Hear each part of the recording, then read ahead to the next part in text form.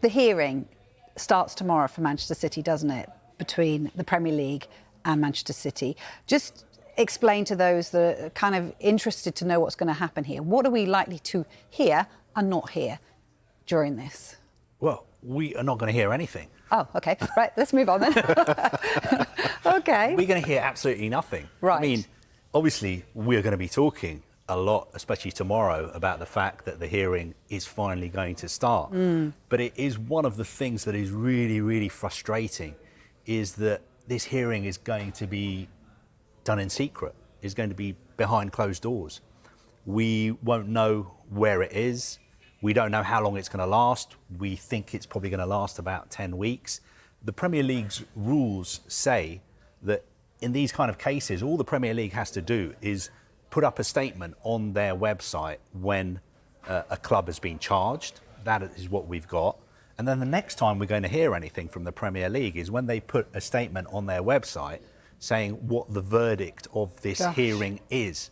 Now, there is going to be a real information vacuum, but a lot of the evidence that has been presented in past financial fair play cases involving Manchester City has been leaked. It was obtained by a Portuguese hacker.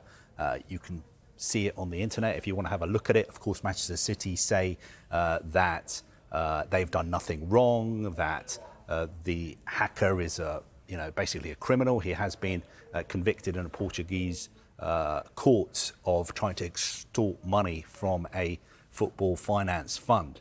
So, I mean, it is a very complicated case, but why can't we be there? Why can't there be journalists in the room, reporting on what is going on inside so that people would be aware? And so what's the answer to that? Why can't? Well, it's the Premier League's rules. If you look at the Premier League's rules, it says that, these hearings are done in private, and that is the way things are handled. And the clubs have come up with these rules, and the clubs have signed up to the rules. And I've seen this being described as football's trial of the century. It's not really a trial. It's not at the Old Bailey. It's not at Southwark Crown Court. This is an independent commission, and is being held because allegedly Manchester City have broken the Premier League's financial rules. But the short answer to your question is, what are we going to hear tomorrow? We're going to hear a lot of discussion about, the case for the prosecution, the case for the defence, what the charges are.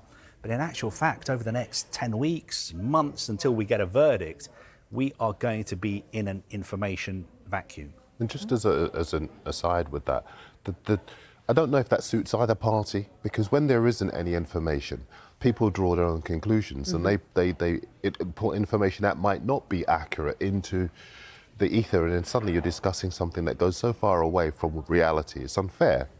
And the other thing is, there is a wider public interest, because this affects other clubs in the Premier League. It affects fans who've got their own financial investment in the Premier League.